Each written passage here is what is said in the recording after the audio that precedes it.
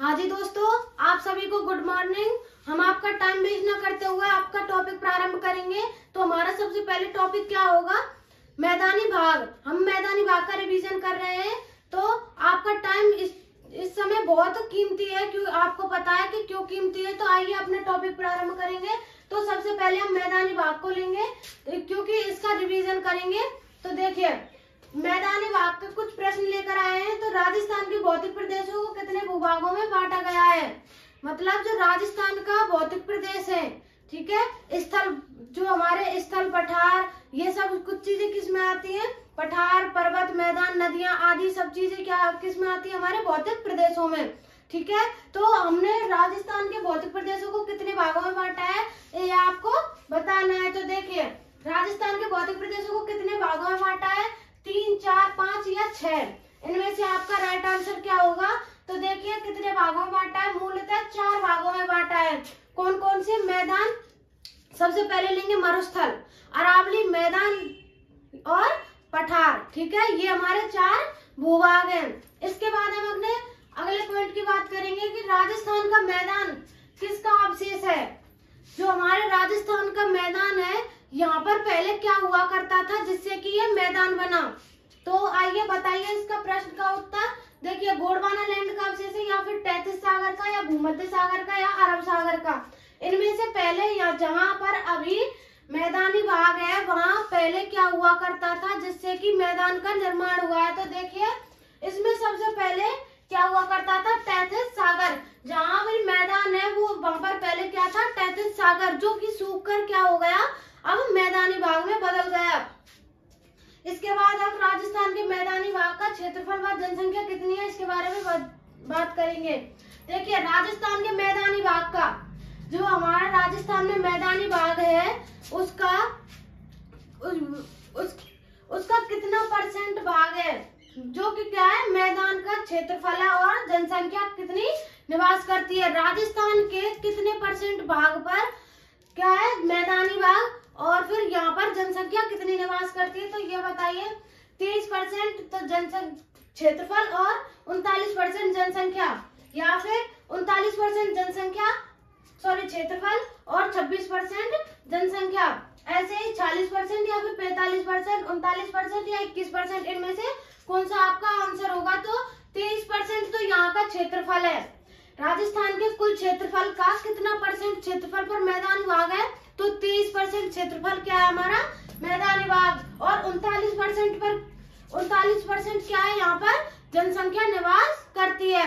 30% क्षेत्रफल पर कितनी % जनसंख्या निवास कर रही है? 39%। ठीक है, इसके बाद हम चौथे पॉइंट की बात करेंगे। राजस्थान के मैदानी भूभाग में जलवायु कैसी पाई जाती है? तो बताइए, आर्द्र, उपाद्र, शुष्क या अर्ध शुष्क? देखिए, यहाँ जो मैदानी भाग है उसकी जो जलवायु है, यहाँ पर कौन सी जलवायु पाई जाती है इसको आपको बताना है। आर्द्र है, उपाद्र है, शुष्क है, या फिर आर्द्र शुष्क है? देखिए, यहाँ पर कौन सी जलवायु पाई जाती है? आर्द्र जलवायु मैदानी भाग में पाई जाती है। ठीक है, इसके बाद देखिए 5वां पॉइंट, राजस्थान के मैदानी भूभाग के नदियों के अनुसार कितने भागों में बांटा है? जो हमारे राजस्थान का मैदानी भूभाग है, ठीक है, जिसकी हम अभी बात कर रहे हैं या फिर रिवीजन कर रहे हैं, जो हमारा मैदानी भाग है उसको नदियों के अनुसार कितने भागों में बांटा है? तो बताइए, 4, 3, 2 या फिर 5। इनमें से कौन सा आपका राइट आंसर होगा? तो इसका राइट आंसर हो जाएगा हमारा 4। कितने भागों में? 4 भागों में। नदियों के अनुसार कितने भागों में बांटा है? 4 भागों में। ठीक है, इसके बाद हम आगे चर्चा करेंगे। तो यहाँ तक देखिए आप।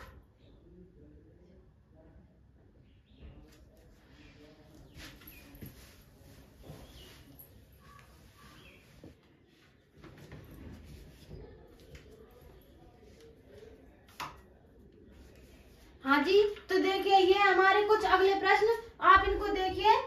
तो देखिए, हमारा छठा प्रश्न होगा, राजस्थान में मैदानी भाग में सिंचाई के स्रोत क्या है?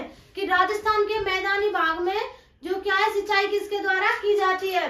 तो देखिए, कुआं व नलकूपों के द्वारा, तालाबों के द्वारा, नदियों के द्वारा, या फिर नहरों के द्वारा। इनमें से आपका राइट आंसर क्या होगा? आप हमें बताइए। देखिए, इसमें से राइट आंसर होगा। कुआं व नलकूपों के द्वारा क्या की जाती है, यहाँ पर सिंचाई की जाती है। ठीक है, देखिए आगे हम प्रश्न की बात करें कि 7वें प्रश्न की, मैदानी भूभाग में बनास नदी कितने मैदान बनाती है।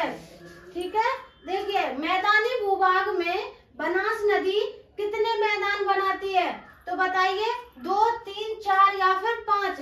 मैदानी भूभाग में बनास नदी, मैंने आपको बताया कि नदियों के द्वारा मैदानी भूभाग को कितने भागों में बांटा है, 4 भागों में। कौन कौन से, Mahi basin, Chambal basin, Banganga basin और बनास बेसिन। ठीक है, उनमें से ही बनास बेसिन या फिर बनास नदी का कितने मैदान बनाती है, तो ये बनाती है 2 मैदान, मेवाड़ का मैदान और मारवाड़ का मालपुरा का मैदान। ठीक है, मेवाड़ का मैदान और मालपुरा का मैदान। इसके बाद राजस्थान के मैदानी भाग के किस भाग में खादर व बांगर भूमि सर्वाधिक पाई जाती है, तो बताइए राजस्थान के किस मैदानी भाग के किस भाग में खादर व बांगर भूमि सर्वाधिक पाई जाती है, बनास बेसिन में, बाणगंगा बेसिन में, चंबल बेसिन में या फिर माही बेसिन में।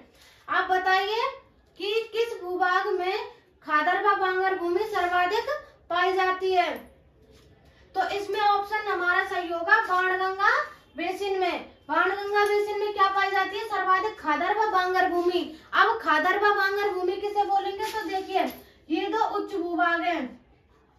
ठीक है, ये हो गए 2 उच्च भाग, यहाँ से एक नदी का बहाव हो रहा है। ठीक है, यहाँ से एक नदी निकल रही है, ये होगा हमारा उच्च भूभाग और ये उच्च भूभाग। ठीक है, उच्च भूभाग और ये क्या हो जाएगा, निम्न भूभाग। ठीक है, ये हो गया हमारा उच्च भूभाग और ये निम्न भूभाग। यहाँ से एक नदी निकल रही है। अब ये नदी अपने साथ क्या लेकर आएगी, मिट्टी। ठीक है, देखिए ये अपने साथ क्या लेकर आएगी, मिट्टी लेकर आएगी, और वो मिट्टी को, ये जो नदी है उस मिट्टी को कहाँ, निम्न भूभाग में जमा कर देगी। जब निम्न भूभाग में ये नदी मिट्टी को जमा करेगी तो नई मिट्टी का निर्माण होगा, उसको ही हम क्या बोलेंगे, खादर भूमि। किसे बोलेंगे, जब नदी अपने साथ मिट्टी को लेकर आएगी और उच्च भूभाग से निम्न भूभाग की ओर, और निम्न भूभाग में उस मिट्टी को जमा कर देगी, तो वो भूमि कैसी हो जाएगी, खादर भूमि। यही भूमि सर्वाधिक उपजाऊ होगी क्योंकि यहाँ पर हमेशा नई मिट्टी का निर्माण होगा। तो देखिए यहाँ पर ये भूमि कैसी हो जाएगी, खादर भूमि हो गई। और अगर कोई भी नदी 2 उच्च भूभाग से निम्न भूभाग की ओर आ रही है लेकिन उच्च भूभाग में ही अपनी मिट्टी को छोड़ रही है, और वो मिट्टी को हमेशा लेकर नहीं आती है, हर वर्ष वो पुरानी मिट्टी वहां पर जमा रहती है, उसे क्या बोलेंगे हम, पुरानी मिट्टी को बांगर भूमि, जो कि अनुपजाऊ भूमि होती है। यहाँ पर कोई भी फसल नहीं की जा सकती है। देखिए अब ये हो गया हमारा 8वां प्रश्न। 9वें प्रश्न की ओर चलते हैं। राजस्थान के मैदानी भाग के किस भाग में बीहड़ भूमि सर्वाधिक है। अभी हमने बात की कि खादर व बांगर भूमि सर्वाधिक किस भूभाग में है, और इसमें बोलेंगे कि बीहड़ भूमि सर्वाधिक किस भूभाग में है, तो बताइए चंबल बेसिन में, बाणगंगा बेसिन में, माही बेसिन में या फिर बनास बेसिन में। कौन से बेसिन में, बेसिन बोलो या फिर आप बोल सकते हो बनास का मैदान या फिर माही का मैदान, ऐसे भी बोल सकते हो। राजस्थान के मैदानी भाग के किस भाग में बीहड़ भूमि सर्वाधिक है, तो बताइए सर्वाधिक किसमें है, चंबल बेसिन में। चंबल बेसिन में सर्वाधिक बीहड़ भूमि पाई जाती है। अब बताइए आप, डाकुओं की शरण स्थली किसे कहा जाता है, डाकुओं की शरण स्थली किसे कहा जाता है। इन जो 4 बेसिन बताए थे मैंने, नदियों के अनुसार मैदानी भाग को 4 भागों में बांटा था, उनमें से ही एक जो बेसिन है उसको क्या कहा जाता है, हमारा शरण स्थली। किसकी, डाकुओं की। तो डाकुओं की शरण स्थली किसे बोलेंगे हम, जहाँ पर बीहड़ भूमि सर्वाधिक है, चंबल बेसिन को। तो चंबल बेसिन को क्या बोलेंगे, सर्वाधिक डाकुओं की शरण स्थली। अब डाकुओं की शरण स्थली तो इसे बोलेंगे। ठीक है, अब एक प्रश्न आपको आता है कि डांग की रानी किसे कहा जाता है, डांग की रानी। डांग की रानी किसे बोलेंगे, तो डांग की रानी बोलेंगे हम करौली को। ये तो हो जाएगी डांग की रानी तो करौली। और डाकुओं की शरण स्थली किसे बोलेंगे, डाकुओं की शरण स्थली बोलेंगे हम चंबल बेसिन को। तो देख लीजिए ये हमारे कुछ प्रश्न हो गए हैं।